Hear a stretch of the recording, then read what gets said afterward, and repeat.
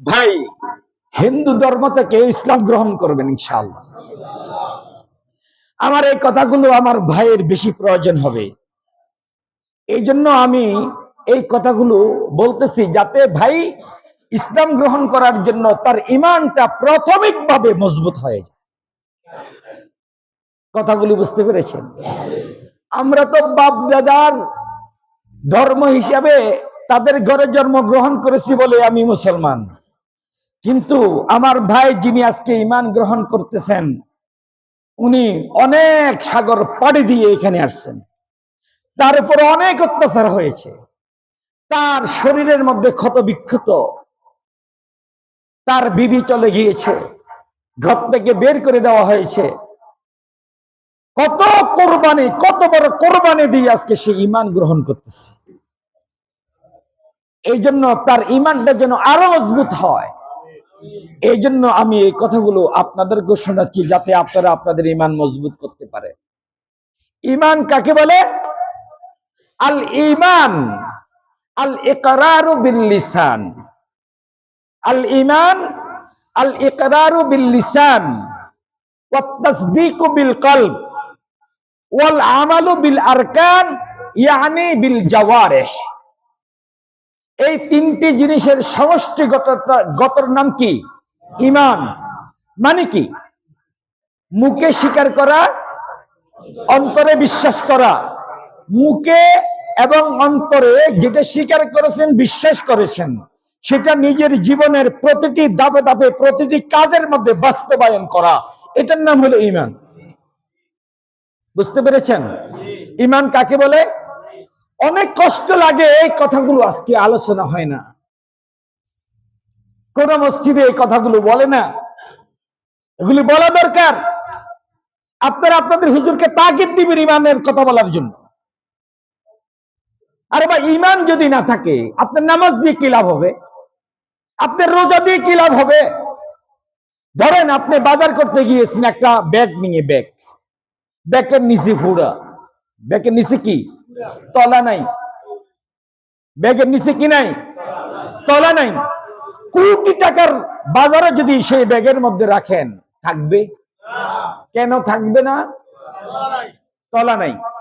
ঈমান হলো ইসলামের ঘরের কি? তলা। ঈমান হলো ইসলামের ঘরের খুঁটি, মেন ফাউন্ডেশন। এটা যদি না থাকে, আপনি সারা জীবন কিয়ামত পর্যন্ত সিজদা পড়ে থাকলো, এই সিজদা আল্লাহর দরবারে কবুল হবে না। এই জন্য ঈমান একজন মুসলমানের সবচেয়ে বড় সম্পদ, সময়ের পরে। সময়ের পরে। এই জন্য ভাই, ঈমান কাকে বলে বলেন? মুখে স্বীকার করা, অন্তরে বিশ্বাস করা, আমলে রূপান্তরিত করা, আমলে রূপান্তরিত করা। আমি স্বীকার করেছি আল্লাহ এক ও অদ্বিতীয়। আল্লাহ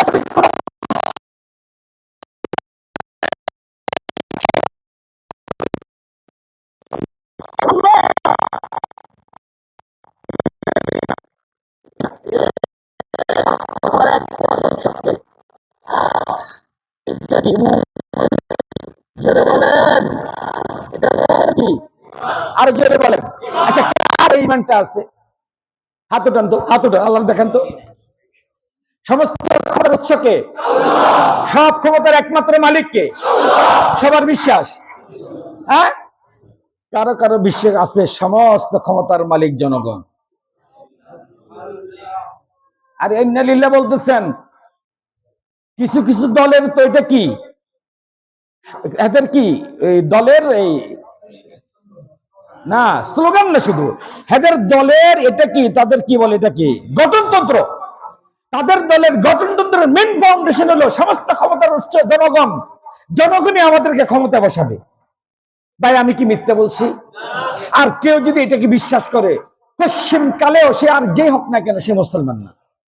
অথচ আজকে বাংলাদেশের কত পার্সেন্ট মানুষ এটাকে বিশ্বাস করে? আপনারা যারা এখানে হাত উঠিয়েছেন, একটু পরে বাহিরে যাইয়া আপনার নেতার সাথে আপনি বলবেন সকল ক্ষমতার উৎস জনগণ। তাহলে আপনি মুখে বলছেন আল্লাহ, আপনি অন্তরে বিশ্বাস করছেন আল্লাহ, কিন্তু আমলে কি করছেন? আরেকজনকে ক্ষমতার উৎস বলছেন। বোঝা গেল আপনি মোমেন নামে ধোঁকাবাজ, আপনি বেঈমান, আপনি অমুসলিম, আপনি মুশরিক। আশা করি কথাগুলো বুঝতে পেরেছেন। প্রিয় ভাই, কথার 100 ভাগের 1 ভাগও বলা যায় নাই, সময় শেষ হয়ে গেছে।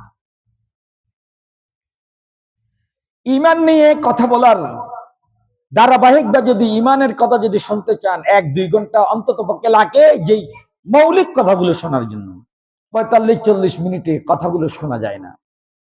এই জন্য আপনাদের কাছে অনুরোধ, আপনারা ঈমান নিয়ে একটু পড়াশোনা করেন, ঈমান নিয়ে একটু গবেষণা করেন। আপনার ঈমানটা সঠিক আছে কিনা আপনি নিজেই কষ্টি পাথরে যাচাই করেন। প্রিয় ভাই, বুঝতে পেরেছেন ঈমান কাকে বলে? হ্যাঁ, মুখে বলা, অন্তরে বিশ্বাস করা, আমলে রূপান্তরিত করা। কি মুখে বলছি, কি কি বিশ্বাস করছি, আর কোনটা কোনটা আমি রূপান্তরিত করছি, এটা নিজেকে নিজে পরীক্ষা করলে টের পাবেন। এখন আমি কি বলছি, ঈমান কাকে বলে? 6টি জিনিসের নাম ঈমান। আল্লাহর উপরে বিশ্বাস রাখা, তারপরে মালাইকের উপরে বিশ্বাস রাখা, তারপরে ফেরেশতাদের উপরে, মালাইকা ফেরেশতাদের উপরে বিশ্বাস রাখা, তারপরে কি কিতাবের উপরে বিশ্বাস রাখা, নবীদের উপরে বিশ্বাস রাখা, তারপরে আখিরাতের উপরে বিশ্বাস রাখা, তাকদীরের ভালো মন্দের উপরে বিশ্বাস রাখা। এটার নাম কি? এখন আল্লাহর উপরে বিশ্বাস রাখার অর্থ যদি আমার মনে হয় আমি যতটুকু বুঝি, যতটুকু শিখেছি, এটা যদি আমি 1-2 ঘন্টা বলি আমি শেষ করতে পারবো। সুতরাং প্রিয় ভাই, আপনি নিজ নিজ জায়গা থেকে ঈমানটাকে শিখার চর্চা করেন, ঈমান নিয়ে চর্চা করেন। এটা আপনার উপরে মৌলিক ফরজে আইন, প্রতিটি মুসলমানের উপরে ফরজে আইন ঈমান নিয়ে চর্চা করা। ওনাকে বসা দেন। প্রতিটি মুসলমানের উপরে ফরজে আইন কি ভাই বলেন, এদিকে বলেন। হাইরে, প্রতিটি মুসলমানের উপরে ফরজে কি নিয়ে চর্চা করা? কি নিয়ে চর্চা করা? কে কে করবেন? আল্লাহ আমাদের সবাইকে তাওফিক দান করুন। ওয়া আখিরু দাওয়ানা